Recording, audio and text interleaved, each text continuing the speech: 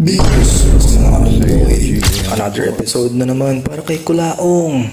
Ito, may sinabi na naman siya para kay MG. Ang sabi niya, FLM is FLM, babagsak to si MG soon. Ito, panoorin mo. Alam mo, kahit anong mangyari, FLM will always be FLM and the continue of rise of FLM. Nandyan yan. Pero to si Bakagago, nagsimula kasi to sa kawalangyaan. Kaya magfo-fall at magfo-fall din yan. Babagsak at babagsak yan. Sandaan mo, pag sinimulan mo sa kasamaan at sa kawalangyaan, mawawala lahat yan. Oo. Tandaan mo yan. Yun yun. Kaya inaalala ko, one of these days, tingnan mo yung kanyang yung 3.4 million niya. Ano na yun? Graveyard. Digital graveyard na yun. Baka 9% na lang ang nanonood dun. I don't know. Nagmalinis ang mukhang unggoy. Bakit yung finiflex mong pera? Saan galing yan? Galing yan sa scam sa mga OFW na in-scam mo. Plus, kung usapang babagsak, ikaw yun. Kasi alam mo bakit? Sa dami ba naman ang kinaso sa'yo, hindi ka na makakawala dun. Okay? Tandaan mo yun, Norman. Tandaan mo yun. Plus ito pa, pinagyayabang pa yung kama niya kay MG. Yung kama na kama sa hotel. Kung makaflex ka, alam mo sa kanya no? Tingnan nyo guys. This is the life of luxury. Kita mo yung kama ko, Makagago. Super king size bed dyan. Ito life of luxury. Nakita mo yung kama ko? Kita mo yung kama ko?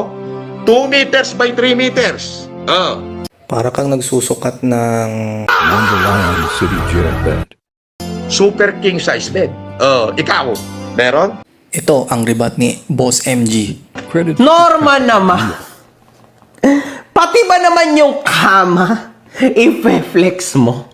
Walang iya ka? Ganyan ka na bang kahampas lupa?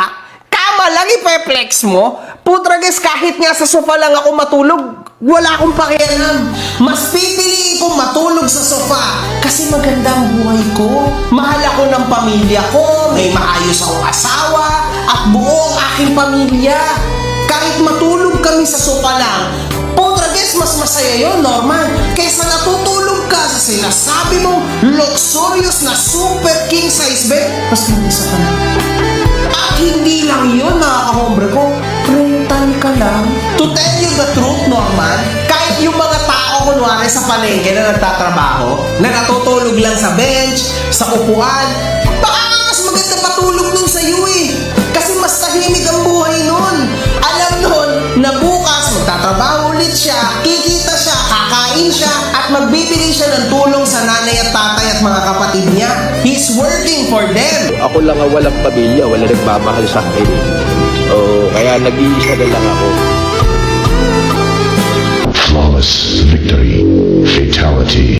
Tapos dito nagtapang-tapangan na naman siya. Ito, panoorin nyo guys. Boss FLM, shout out po. Ano natin siya. Magbibideo daw ang mga Lopez sa susunod pagkikita. Gawin kamo nila. Huwag na kamo silang huwag na kamo daw, puro sila kahambugan. Huwag ka mag-alala sa Feb 24. Mangyayari yan. Chill ka lang. Tapos dito sa Baybawi. Duwag talaga tong si Kulaong guys. Pumunta ka sa 24, wag mong biguin mga pan mo, please. Hindi naman ako, wala naman akong hearing sa 24 Bakit ako pupunta sa 24? Niloloko lang kayo ni Makagago. Yun ang totoo nun. Pauwi na nga ako, papunta na ako ng norte. Wala na. Urong na. Urong na yagpols mo.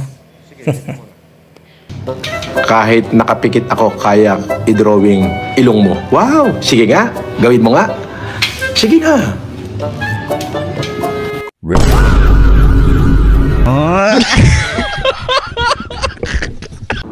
Nung nakakulong ako, maraming tumulong sa akin. Totoo yun. Pinasalamatan ko yun. At sinabi ko na pagka ako'y nakabalik, I'm going to help them. Pero yung sasabihin mong ginancho ko sila, parang walang ganon. Bakit di mo nalang pagreklamuhin? Puta, 8 taon nang 8 taon na yung panggaganchong ini-issue nyo eh. Ni isa naman walang napatunayang nagancho ah. Chill. Darating yan. Lulutang yan. Mag-antay ka lang, Norman. Okay, boss mo, labas kayo. Clear the parameter.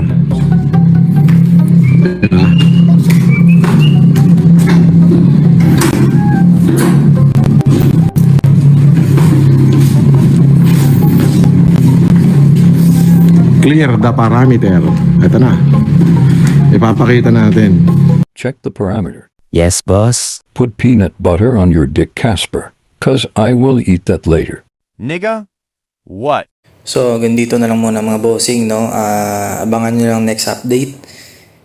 Nicolaong. At isang like at subscribe naman dyan mga boss. Maraming salamat sa panonood. See you on the next video. Thanks.